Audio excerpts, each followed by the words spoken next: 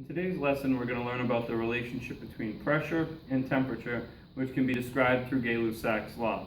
So what we're going to do is we're going to use this instrument to record the pressure at various temperature conditions. And we're going to plot that information. We're going to record that information in a data table, and then we're going to plot the temperature and the pressure and construct a graph from that. And then we'll talk about why we use certain temperature scales when we're talking in chemistry. So our first data point is we have something that's 3.0 degrees Celsius, and we are at just under 14. I'm going to say 13.9 psi, and that will be our first reading. So I'm going to write that on the board, and then I'm going to adjust my solutions to a different temperature.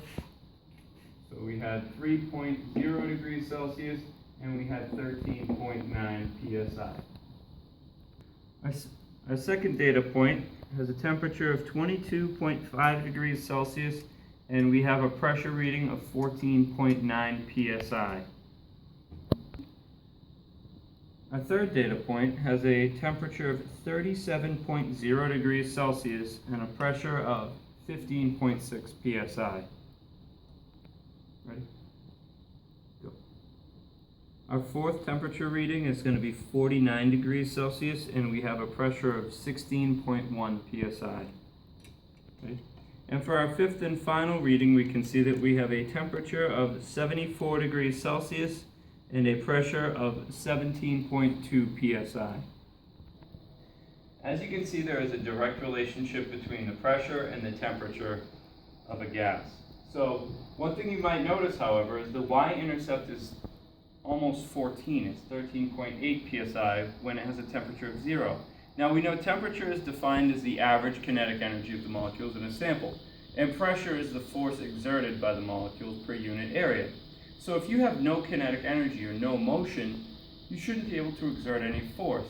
And this kind of shows a limitation of the Celsius temperature scale, because you can have negative values for temperature, but if you have negative values for temperature, that would imply a negative kinetic energy, which just isn't possible. So what we're going to do is we're going to introduce the Kelvin temperature scale, which is the real absolute temperature scale. It starts at absolute 0, which is the temperature at which all molecular motion stops. If we extrapolate our trend line, go all the way back to where it crosses the x-axis, you can see with my data it came to almost negative 300 degrees Celsius.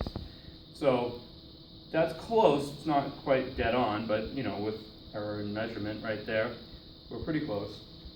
We come up with the equation. The Kelvin temperature scale is the Celsius temperature scale plus another 273 degrees. So the Kelvin temperature scale is actually a measure of the average kinetic energy of the molecules in a sample. And it's actually not even represented in degrees, because it is actually an amount of energy.